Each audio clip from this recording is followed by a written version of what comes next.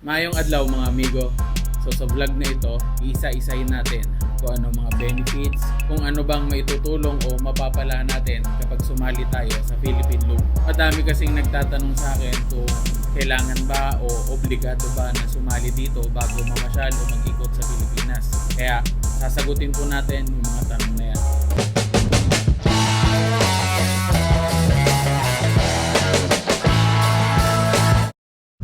Kumusta po ulit mga amigo? So papunta ako ngayon sa Makati sa Philippine Loop Adventure Tour office. Claim natin yung price, jacket and t-shirt.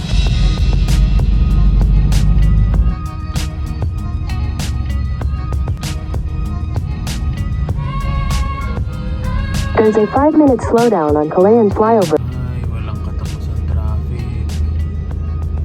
Traffic no more. Sa Overmay Street, dito na ako. Sana pwede pa. Ay, super late na ako. Sa way, traffic talaga. Ayun, pumayag si Sir. Buti pumayag. So, ito yung office nila. Ayan. Ito yung office sa Makati. So, pag pupunta kayo, pag pupunta kayo dito, haba-habaan nyo yung pasensya nyo at aga-agahan nyo. Dahil talagang sobrang traffic sa Makati. Pag naka 4 wheels kayo. Bagong mga jacket. Bagong dating. Nakuha ko na. Sir Darwin yan. Napaka matulungin. Asikasuhin po talaga kayo. So ano ba sir? Ako na nakakalang sir. Yung jacket t-shirt po. Kung t-shirt wala pa. Diba? Size yun? 5. Opo. Kung tingin nyo sir, kakasya sa akin yung 4X. Kasi 5 yung binigay nyo sa akin yung una. Yung dilaw sa pocket. Wow, yung jacket. Ano yun po?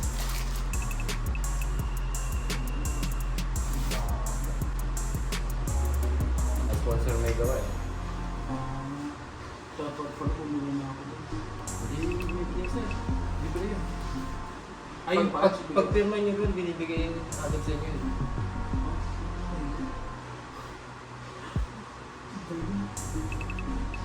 Next time na lang yung jacket. Talaga eh. Bili ako ng mug. Yun. Tapos isang dagdag na sticker. Kasi ito yung sticker na ngayon. May serial number. Converse t-shirt. Yung jacket, wala pa rin kasya sa akin. Next time na lang. Yung album na ipapasa nyo, makiklaim nyo din. Makukuha nyo rin. Kasi alam mo yun, marami So ito. naman dyan. Ito yung gawa namin na pinasa. Sayang, dapat pala in-effortan ko para nanalo din sa prize. Thank you po. Next year po ulit. O yun, nakuha na natin. Nakauwi na. Ginabi na ako. Traffic kasi. Makati talaga.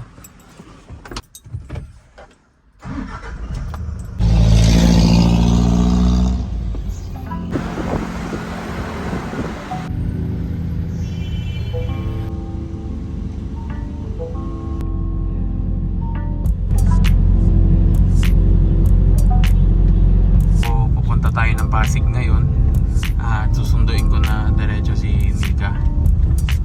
Pauwi na na traffic.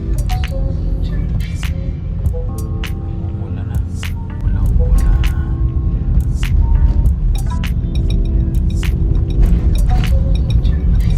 Rush hour. Greenfield District. Ito na ako sa building nila, Tech Time.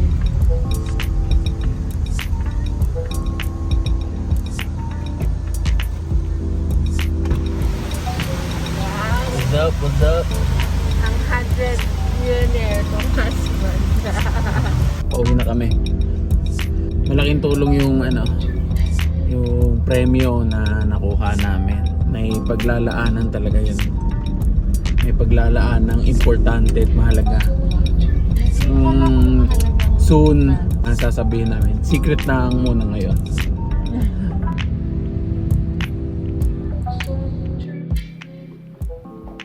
Kuha natin yung premyo natin dun sa best reality video, second place. Kuha natin yung cheque.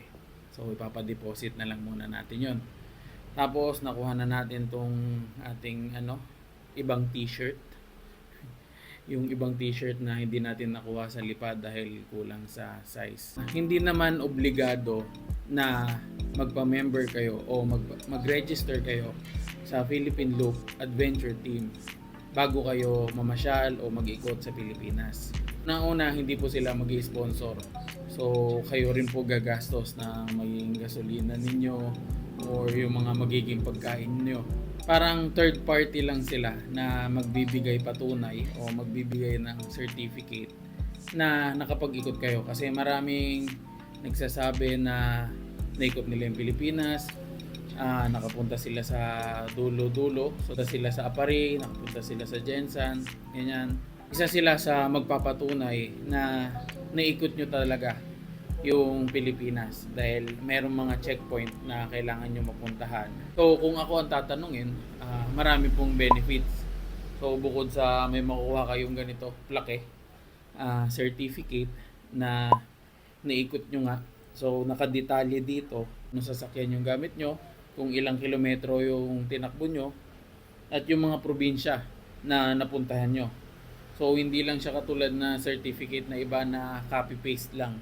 So pangalawa, nakita nyo naman nung nakaraan, naka-attend tayo sa awarding ng Philippine Loop.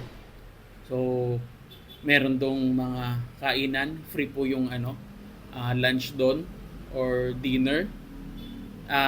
Makakasama mo yung ibang mga finisher.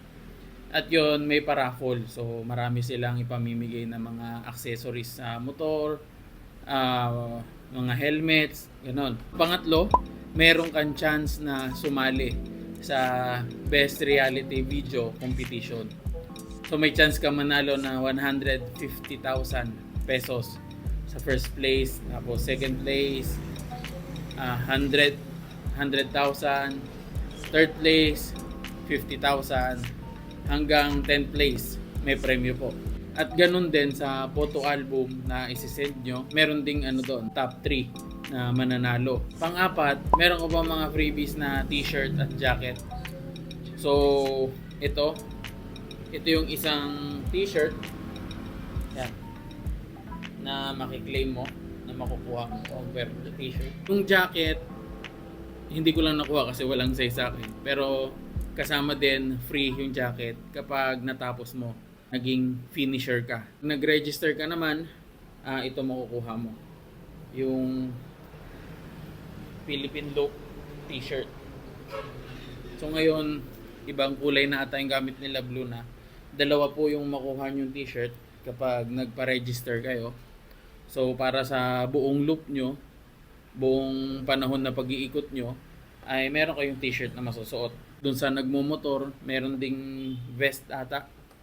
Ayan, so pagkakaalam ko merong vest. Tapos makukuha mo tong sticker, dalawa.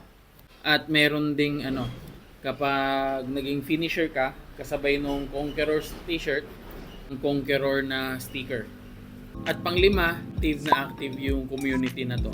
So marami kang magiging kaibigan o bagong kakilala. Pag-iikot mo, meron kang pwedeng hingan ng tulong, may mag-guide sa'yo. So i-check nyo lang doon sa kanilang Facebook page. Maraming mag-guide sa'yo pag nagtanong ka. Yung iba, pag pumunta sa mga probinsya nila, nililibre pa ng pagkain or nagbibigay ng advice kung saan maganda o mura na matutuluyan, ganun, o makakainan, yung mga ganun. So active na active yung community ng Philippine Loop. Kaya sa pag-iikot mo sa Pilipinas o pagpapasyal mo, meron kang matatanungan, merong mag-guide sa'yo. Kaya para sa akin, kung ako tatanungin, sulit siya. Maraming freebies at marami ka rin makikilala.